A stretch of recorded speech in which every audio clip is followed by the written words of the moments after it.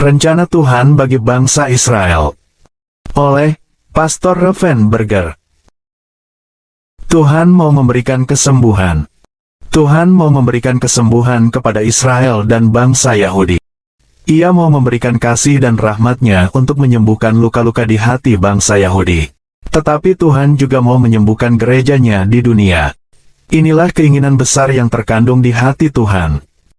Tuhan tidak membawa bangsa Yahudi kembali ke tanah perjanjian semata-mata, karena Ia telah memberikan negeri itu kepada nenek moyangnya dan kepada mereka. Kita harus memikirkan hal-hal lain yang lebih penting daripada itu. Banyak orang Kristen berkata bahwa bangsa Yahudi tidak memerlukan tanah airnya karena kita sekarang hidup di masa perjanjian baru. Tetapi jika kita mempelajari firman Tuhan dengan teliti, kita melihat bahwa tanah perjanjian merupakan bagian dari satu perjanjian Tuhan yang tetap berlaku selama bumi ini ada. Ini pertimbangan pertama. Pertimbangan lainnya, Tuhan sudah berjanji bahwa Ia akan mengumpulkan bangsa Israel dari seluruh pelosok bumi dan membawa mereka kembali ke tanah perjanjian. Dan Ia tidak pernah lagi akan keluarkan mereka dari tanah airnya. Namun demikian, tanah perjanjian bukanlah tujuan terutama dari kembalinya bangsa Yahudi ke Israel. Tujuan terutama dari Tuhan Elohim membawa umat-Nya Israel kembali ke tanah perjanjian yaitu supaya bangsa Yahudi akan percaya Yesus Kristus, sehingga mereka akan menjadi berkat bagi semua bangsa di bumi. Tetapi untuk itu bangsa Yahudi harus terlebih dahulu percaya Yesus Kristus. Dan awalnya sudah mulai Tuhan lakukan di Israel dengan terbentuknya jemaat-jemaat Yahudi Mesianik di Israel. Tuhan selalu mulai dengan sesuatu yang kecil yang berangsur-angsur akan Ia tumbuhkan. Tuhan selalu mulai dengan satu awal yang kecil dan kudus sebagai hasil pertama dari tuaian yang sudah masuk, yakni orang-orang Yahudi yang percaya Yesus Kristus. Dan dengan merekalah, Elohim sedang bekerja untuk membawa seluruh bangsa Yahudi kepada anaknya Yesus Kristus. Itulah misteri Yerusalem seperti yang kita baca dalam Mazmur 102 ayat 17. Maka bangsa-bangsa menjadi takut akan nama Tuhan, dan semua raja bumi akan kemuliaan-Mu, bila Tuhan sudah membangun kembali Sion, dan menampakkan diri dalam kemuliaannya. Kita harus mengerti bahwa kunci pemulihan dan penyembuhan serta kunci kesatuan sangat berhubungan erat dengan Yerusalem. Dalam Efesus 2 ayat 14-16 kita baca, "Karena Dialah, Kristus, damai sejahtera kita, yang telah mempersatukan kedua pihak dan yang telah merubuhkan tembok pemisah, yaitu perseteruan. Sebab dengan matinya sebagai manusia, Ia telah membatalkan hukum Taurat dengan segala perintah dan ketentuannya, untuk menciptakan keduanya, Yahudi dan bukan Yahudi yang percaya Kristus, menjadi satu manusia baru di dalam dirinya, dan dengan itu mengadakan damai sejahtera, dan untuk mendamaikan keduanya, di dalam satu tubuh, dengan Elohim oleh salib, dengan melenyapkan perseteruan pada salib itu." Di zaman dulu dalam bait suci di Yerusalem terdapat tembok pemisah antara orang-orang Yahudi dan orang-orang beriman dari bangsa-bangsa lain yang sudah masuk agama Yahudi yang beribadah di bait suci. Dalam agama Yahudi mereka disebut proselit. Walaupun keduanya sama-sama percaya Tuhan Elohim Israel dan beribadah kepadanya di bait suci yang sama, tetapi ada tembok yang selalu memisahkan keduanya. Tetapi Tuhan Yesus Kristus oleh kematiannya di kayu salib telah merobohkan tembok pemisah itu dan menjadikan orang-orang Yahudi yang percaya Kristus dan bangsa-bangsa lain yang juga percaya Kristus sudah menjadi satu manusia baru di dalam dirinya. Sebab di dalam Kristus Yesus kita sudah menjadi satu umat dari Tuhan Elohim. Yerusalem berbicara kepada kita tentang kenyataan ini yang begitu penting dalam hati Tuhan yang telah memilih Yerusalem. Di Yerusalem, Kristus Yesus mati di kayu salib. Di Yerusalem, Ia bangkit dari antara orang mati. Dari Yerusalem, Ia naik ke sorga. Di Yerusalem, Ia mencurahkan Roh Kudus dan membentuk jemaat perjanjian baru yang pertama di bumi. Semuanya terjadi di Yerusalem. Oleh kematiannya di kayu salib, Kristus telah merubuhkan tembok yang memisahkan umat tebusannya yang berasal dari bangsa Yahudi dan bangsa-bangsa lain di bumi. Dan Ia telah menjadikan keduanya menjadi satu manusia baru di dalam dirinya. Berkat-berkat yang Elohim mau curahkan ke atas umat-Nya yang percaya anaknya Yesus Kristus di akhir zaman sangat berhubungan erat dengan proses penyembuhan hubungan antara bangsa Yahudi dengan semua bangsa lain di dunia.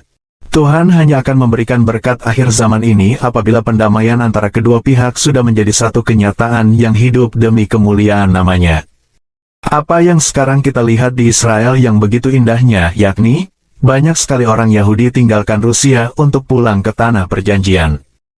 Selain itu, apa yang dikatakan oleh Tuhan Yesus dalam Lukas 21 ayat 24 sudah digenapi pada tahun 1967.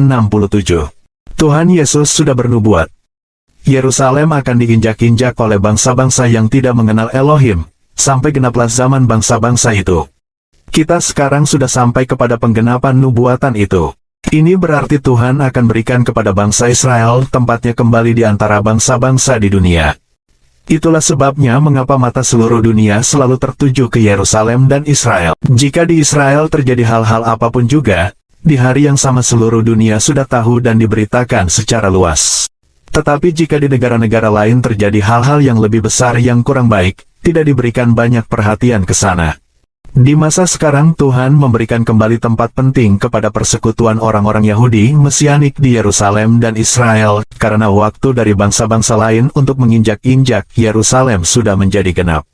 Tuhan sekarang berkata, Aku tidak memberikan berkat-berkat akhir zaman kepada gereja dan bangsa-bangsa sebelum aku memberikannya kepada Israel dan umat Yahudi Mesianik. Aku baru akan memberikan berkat akhir zamanku kepada gereja dan bangsa-bangsa di bumi setelah mereka mengakui tempat Israel dan orang Yahudi Mesianik dalam gereja dan di antara bangsa-bangsa di dunia. Di tahun-tahun terakhir kita saksikan secara mengherankan bagaimana ribuan orang Yahudi dari berbagai negara di dunia menerima wahyu dari Elohim bahwa Yesus dari Nazaret adalah Sang Mesias. Mujizat ini terjadi di banyak negara di Eropa, Afrika dan Amerika, dan banyak terjadi secara mengherankan di Israel selama 10 tahun terakhir. Orang-orang Yahudi yang percaya Yesus Kristus di abad-abad lalu biasanya menggabungkan diri kepada Gereja Katolik Roma atau Gereja Protestan. Tetapi sekarang apa yang ditulis oleh Rasul Paulus dalam Roma, pasal 11, sudah mulai digenapi. Bahwa orang-orang Yahudi yang percaya Tuhan Yesus Kristus adalah ibarat ranting-ranting dari pohon zaitun asli yang Tuhan tanam kembali pada pohon zaitunnya yang asli. Kita melihat bahwa orang-orang Yahudi yang percaya Tuhan Yesus membentuk jemaat-jemaatnya sendiri tanpa harus bergabung dengan Gereja Katolik Roma dan Gereja Protestan. Dengan begitu kami orang Yahudi Mesianik menerima warisan kami yang sudah diberikan oleh Elohim dalam Kristus dalam Perjanjian Baru. Dan apa yang sekarang terjadi di Israel sangat indah. Banyak orang Yahudi percaya Tuhan Yesus. Mereka tidak saja menjadi orang percaya, tetapi mereka benar-benar menjadi murid Yesus. Mereka mengasihi Dia serta menjadi pengikutnya dan hidup bagi Dia. Dan mereka bersaksi secara terbuka tentang Yesus Kristus kepada bangsa Yahudi. Bagi kami inilah yang dimaksudkan oleh Yohanes Pembaptis. Luruskanlah jalan Tuhan. Yohanes 1 ayat 23. Waktu kami tiba 40 tahun yang lalu di Israel, kami bersaksi secara terbuka kepada bangsa kami tentang Tuhan Yesus. Lalu bangsa kami yang tidak percaya kepadanya memandang kami sebagai orang kafir dan pengkhianat-pengkhianat terbesar dari bangsa kami sendiri. Mereka melihat kami sebagai orang Yahudi yang memihak kepada orang-orang Kristen yang menganiaya dan membunuh berjuta-juta orang Yahudi sepanjang sejarah gereja, khusus dalam Perang Dunia Kedua di Eropa, antara tahun 1939 sampai tahun 1945. Tetapi di tahun-tahun terakhir di Israel kami melihat banyak orang Yahudi percaya Yesus Kristus dan mereka tetap menjadi orang-orang Yahudi, dan tidak lagi dipandang sebagai orang-orang kafir oleh bangsa Yahudi. Catatan, sebelum itu orang-orang Yahudi yang percaya Yesus sebagai Sang Mesias selalu dilihat oleh orang-orang Yahudi yang menolak Yesus Kristus sebagai bukan lagi orang-orang Yahudi, tetapi mereka sudah menjadi orang-orang kafir. Di sisi lain, kita melihat Tuhan Elohim secara mengherankan membuka mata orang-orang Kristen di seluruh dunia untuk melihat hubungan Alkitabiah mereka dengan Israel. Kami sudah bertemu banyak orang Kristen yang menerima ilham dari Tuhan tentang rencana-rencananya dengan umatnya Israel. Bahkan mereka memiliki kasih murni dan mendalam terhadap Israel dan bangsa Yahudi. Dan ada juga orang-orang Kristen yang tadinya sangat membenci orang Yahudi, antisemitik, tetapi sekarang Tuhan sudah membebaskan mereka dari roh antisemitisme, dan mereka sekarang sangat mengasihi Israel. Di Israel sekarang hidup orang-orang Kristen dari beraneka ragam bangsa di dunia yang mau melayani dan menunjukkan kasih Kristus kepada bangsanya Israel. Rasul Paulus sudah menulis bahwa orang-orang Kristen harus mengasihi Israel dan bangsa Yahudi, supaya kasihnya itu dapat membangkitkan cemburu ilahi Israel. Tetapi seruan Paulus itu sangat kurang diperhatikan dan dilakukan dalam sejarah gereja.